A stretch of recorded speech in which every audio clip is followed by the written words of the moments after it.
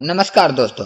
आज हम बात करने जा रहे हैं कक्षा 10 के गणित का अध्याय 5, जिसका नाम है समांतर श्रेढ़ी और प्रश्नावली 5.4।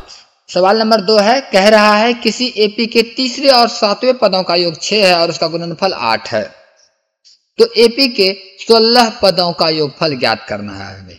लेकिन ऐसे 16 पदों का योगफल ज्ञात होगा नहीं, क्योंकि अपने पास ए और डी नहीं है। तो पहले हम ए डी निकालने के लिए क्रिया करेंगे और इस प्रकार से हल करना शुरू करते हैं। जो चीज दिया हुआ है उसको हम नोट करेंगे। जो दिया हुआ है नोट कर लीजिए।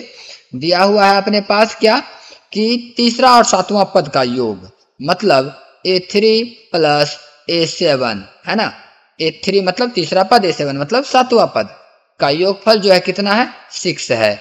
और दूसरा दिया हुआ है उनका गुणनफल, मतलब A3 और A7 का जो गुणनफल है वो दिया हुआ है 8। ठीक है, तो हम पहला लेंगे A3 प्लस A7 बराबर 6 जो दिया हुआ है। तो वहां से नोट करेंगे कि A3 प्लस A7 बराबर 6 है। तो A3 को हम क्या लिख सकते हैं, लिख सकते हैं A प्लस 2D। ठीक है, प्लस A7 को लिख सकते हैं A प्लस 6D बराबर 6।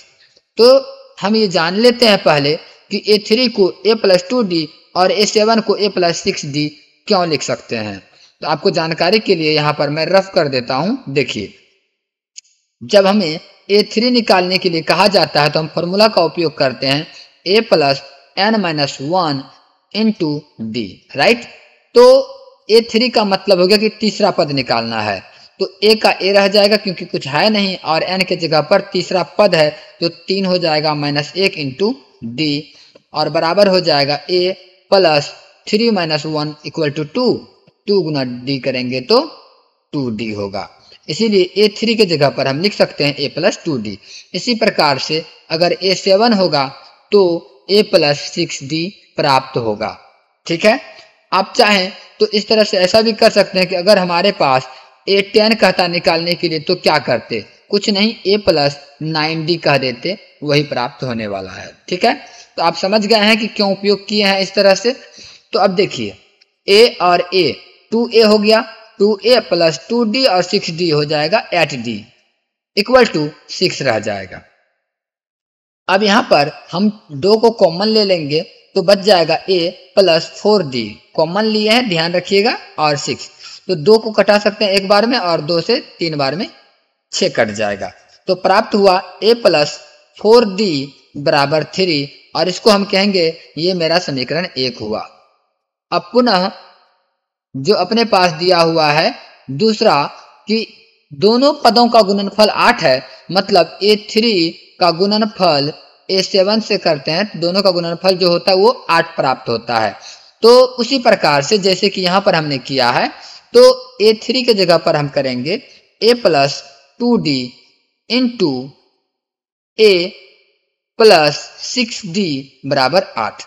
देखिए, हम इसको इस रूप में लिखना पसंद करेंगे, A plus 4D minus 2D। ऐसा क्यों कर रहे हैं आपको कुछ समय में पता चल जाएगा, वीडियो में बने रहें। A इसको लिख सकते हैं A plus 4D plus 2D, ठीक है, बराबर 8। ध्यान से देखिए, 4D में से 2D घटा देने पर 2D ही बचेगा, अर्थात A प्लस 2D ही लिखा हुआ है। ऐसा करने पर भी A प्लस 6D है तो A का A तो रह गया, plus 4D plus 2D, 6D तो पूर्ण रहा है, इसलिए ऐसा लिख सकते हैं। और ऐसा इसलिए लिख रहे हैं क्योंकि समीकरण 1 से A प्लस 4D का मान जो 3 है उसको हम A प्लस 4D के जगह पर दोनों जगह पर रख सकेंगे, है ना। तो A प्लस 4D के यहाँ पे लिख लेते हैं A प्लस 4D के स्थान पर समीकरण 1 से मान रखने पर, ठीक है। तो A प्लस 4D के जगह पर मान रख दीजिए तो कितना हो जाएगा, 3 माइनस 2D, और इसको इंटू कर दीजिए bracket Guna a plus 4d के स्थान पर यहाँ भी हम रख सकते हैं 3 प्लस 2d और बराबर 8 हो गया।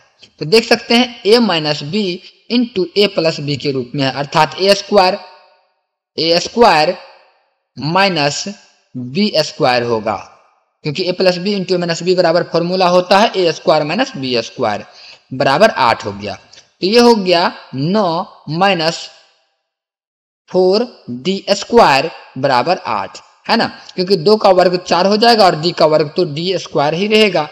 तो अब इसको क्या कर सकते हैं, इस 9 जो है प्लस में है तो इधर आके माइनस हो जाएगा, तो बन जाएगा अपना माइनस 4d स्क्वायर बराबर 8, और ये 9 को प्लस में था इधर लाके माइनस में कर दिए।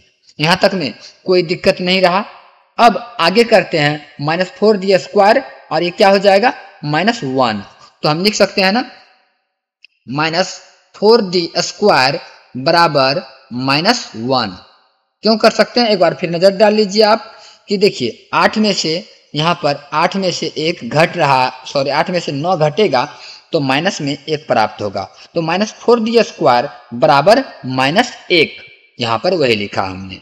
अब देखिए कि इसको हम लिख सकते हैं ना d स्क्वायर बराबर -1, और ये -4 है इधर गुना में, तो इधर भागा में -4 हो जाएगा और ये माइनस माइनस कैंसिल हो जाएगा, तो बच जाएगा d स्क्वायर बराबर 1/4।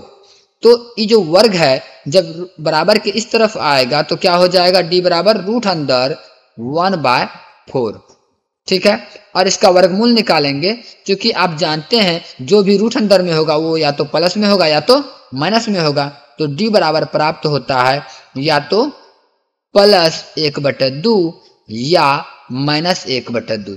अब अपने पास एक समस्या है कि d 2 प्राप्त हुए, पहला या तो प्लस में 1/2 हो सकता है या तो माइनस में 1/2 हो सकता है, तो हम दोनों d के इस्तेमाल से बनाना पसंद करेंगे और बनाना पड़ेगा, है ना। चलिए देखते हैं।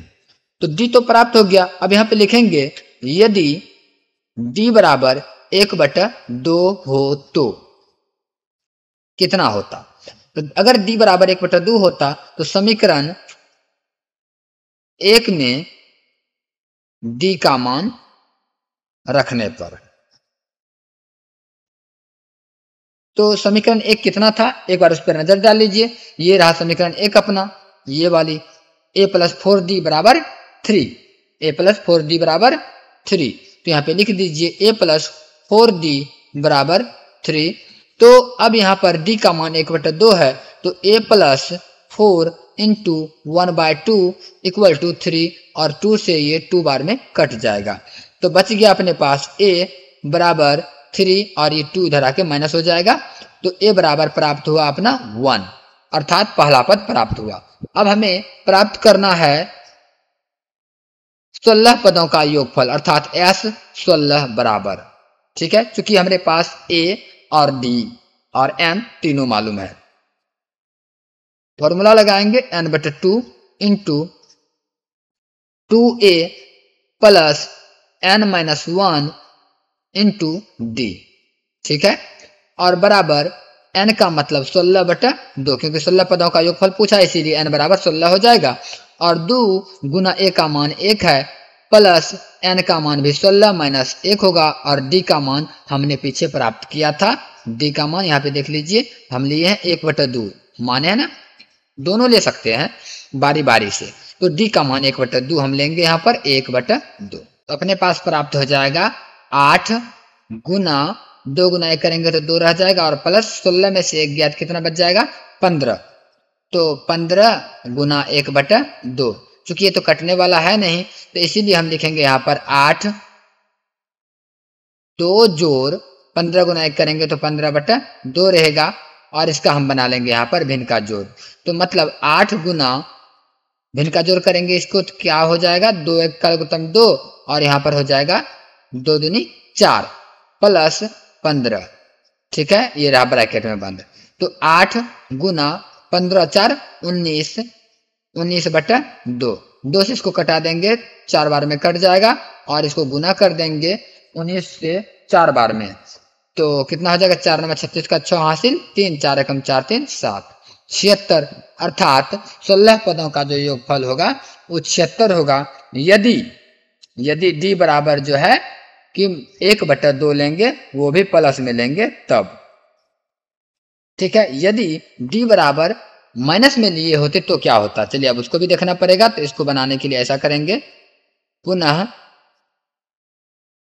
यदि डी बराबर -1/2 हो तो, ठीक है, तो क्या करेंगे, समीकरण 1 में डी का मान रखेंगे। पुनः ए प्राप्त करने के लिए समीकरण 1 में डी का मान रखने पर, तो समीकरण 1 कितना है यहाँ पर दिया हुआ है, देख लीजिए। ठीक है, a + 4d बराबर 3, तो a + 4d बराबर 3, तो a + 4 इंटू डी का मतलब -1/2 बराबर 3। अब ये इसको कटा सकते हैं 2 बार में और यहाँ पर प्राप्त हो जाएगा a - 2 बराबर 3, क्योंकि 2 माइनस प्लस माइनस होता और 2 गुना 1 2 होता, इसीलिए। तो a - 2d बराबर 3 हुआ। अब पुनः a बराबर 3 + 2 करेंगे तो a बराबर प्राप्त हो जाएगा 5। तो अब की बार देखिए, अगर d को हम -1/2 रखें तो a का मान 5 प्राप्त हुआ है। तो हम क्या करेंगे, यहाँ पर S16 पुनः निकालेंगे 16 पदों का योगफल, क्योंकि अब की बार जो है d और a दोनों बदल चुका है।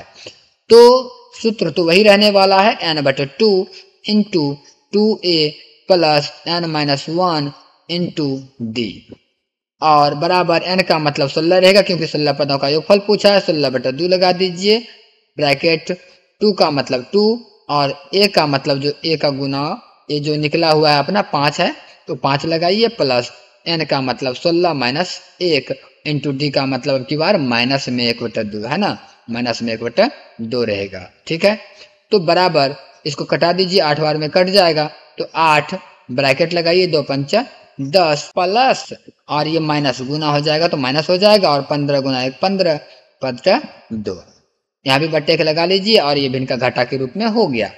तो 8 गुना ब्रैकेट 2 × 1 = 2 होगा, और भागा देंगे तो 10 दूनी 20 - 15। ठीक है, तो अब यहाँ पर 8 गुना 20 में से 15 गया, कितना बच जाएगा, 5/2। 5/2, 2 से इसको कटाते हैं तो 4 बार में कट जाएगा, और 4 गुना 5 करेंगे तो कितना प्राप्त होगा, 20 प्राप्त होगा। ये भी आपका एक आंसर हुआ।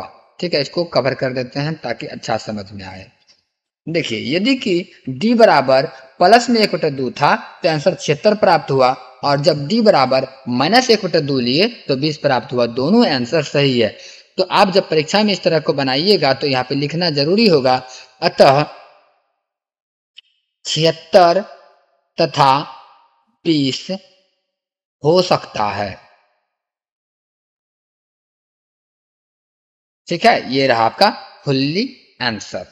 ठीक है, वीडियो पसंद आया हो तो लाइक कर दीजिएगा, चैनल पर नए होंगे तो सब्सक्राइब भी कर दीजिएगा। मिलते हैं अपने अगले वीडियो में, तब तक के लिए धन्यवाद।